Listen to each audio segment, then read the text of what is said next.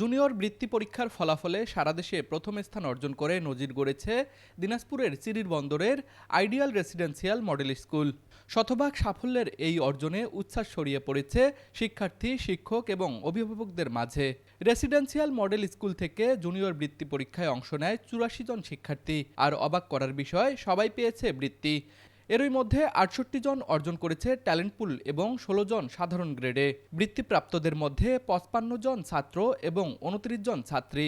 এক প্রতিষ্ঠান থেকে এত সংখ্যক ট্যালেন্ট পুল বৃত্তি অর্জনের ঘটনাও তৈরি করেছে নতুন রেকর্ড।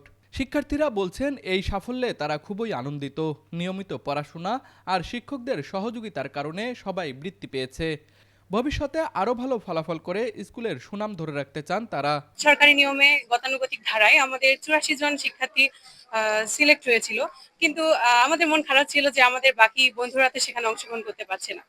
কিন্তু তাও সরকারি যেটা নিয়ম, তাই আমরা সকলে অংশগ্রহণ করেছিলাম এবং আলহামদুলিল্লাহ আমরা ৮৪ জনের মধ্যে ৮৪ জন বৃত্তি পেয়েছি এবং আমরা দেশ সেরা হতে পেরেছি।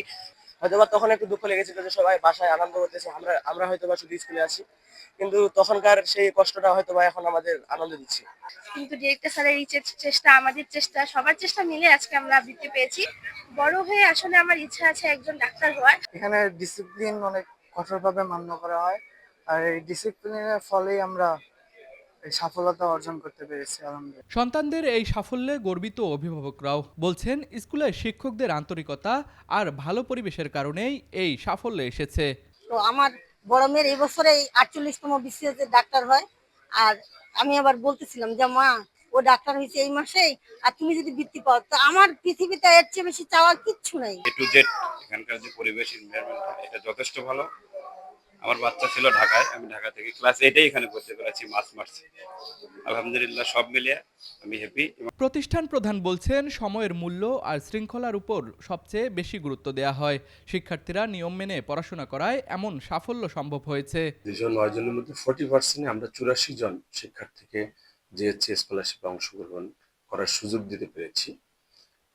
সেই ২৮৪ জনের মধ্যেই ৬৮ জন ট্যালেন্ট পুলে এবং ১৬ জন সাধারণ গ্রেডে বৃত্তি পেয়েছে এবং শতভাগ ছাত্রছাত্রী জিএইচসি স্কলারশিপ পাওয়ার গৌরব অর্জন করেছে। জুনিয়র বৃত্তি পরীক্ষায় শতভাগ সাফল্যের এই অর্জন শুধু একটি প্রতিষ্ঠানের গর্ব নয়, বরং জেলার শিক্ষার মানের একটি শক্ত বার্তাও দিচ্ছে।